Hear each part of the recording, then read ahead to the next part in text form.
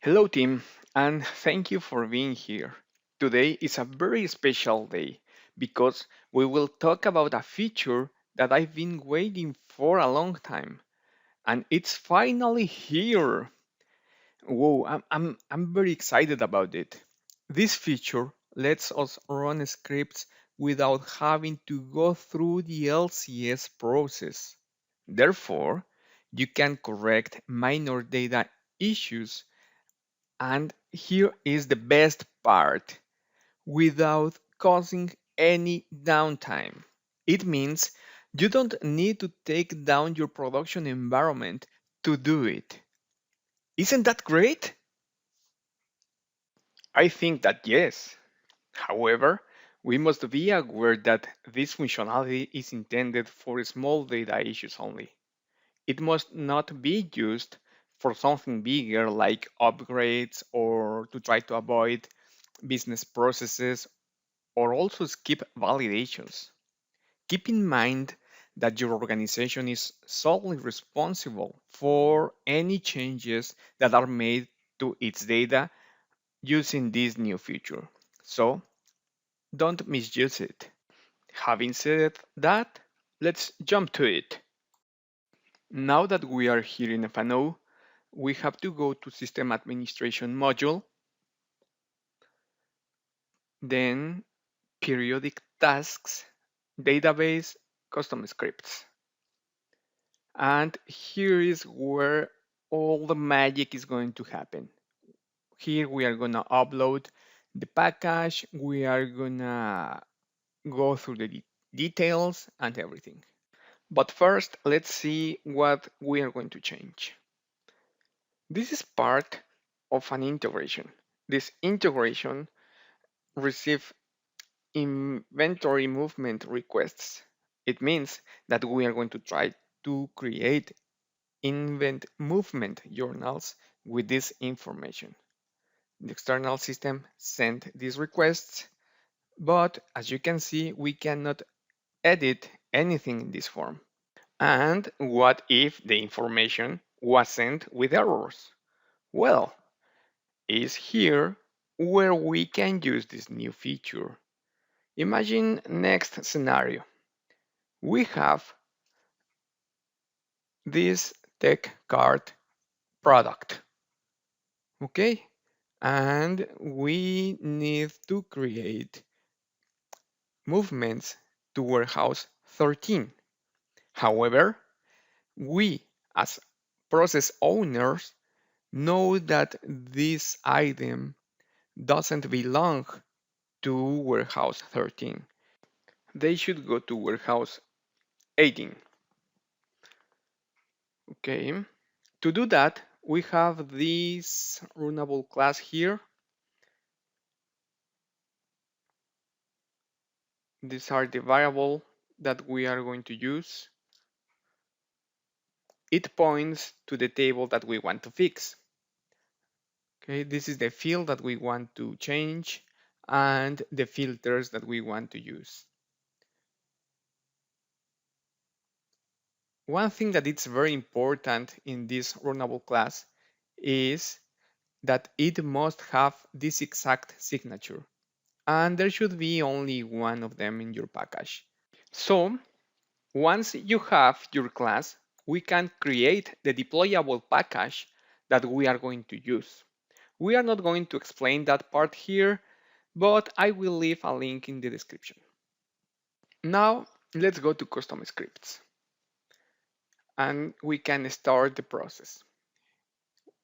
Hit this upload button and let's put a description here just to identify this new script.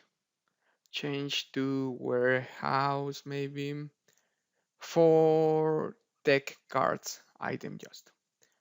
Now we have to select the deployable package that we created in the last step. This is the package. We hit open. Once it's loaded, we hit this guy here and upload the package. Now we can see one record in this form. Next step is to start the workflow process to approve this execution. This approval step must be done by a different user. In this case, I'm using another account, but we are using the same screen. In this screen, we can see the details of this record. In this form, we are going to see all that happens with this script. If we click in this process workflow button, we see that we have enabled approve and reject for this record, the record that we created before. So now with this button, we can approve the script. Are you sure? Well, yes. And now we see in this events log that the upload was done by admin and this approved step was done by Dynamics. Now here with the user that uploaded the package, we are going to finish the flow and get the things done. Okay. Now here in the process workflow, we see that we have run test. In this step, the script is run inside a temporary transaction that the system will automatically abort. It is just to validate that everything runs as expected. Here we can see that we got this result. This is the message, and this message is in our runnable class. Let's see it. Here is the info.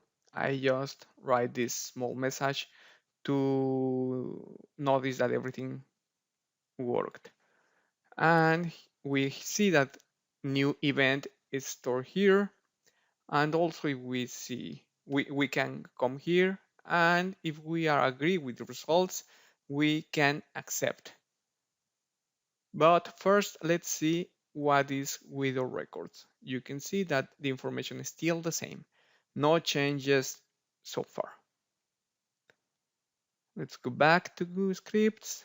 Here, details. And also, now that we see everything is okay, we can accept this test log because we are okay with the results. And we are almost done. Okay, this is the script that is gonna be executed in SQL. Now we can run the script, and now it's gonna affect the information in the system, okay? And the changes are irreversible in this step.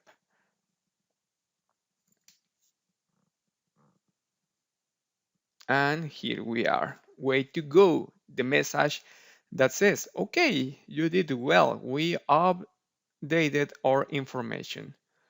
If we come here, we see that the data now has the warehouse 18 for the tech card items. To finish this video, I would like to think a bit about, should we use this feature? I would say yes, of course, go for it.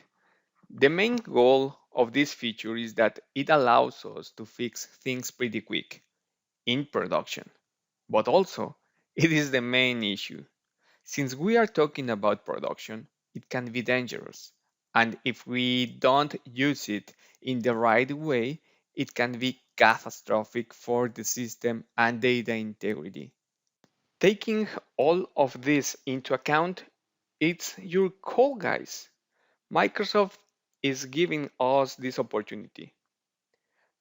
Many of us have asked for it a long time.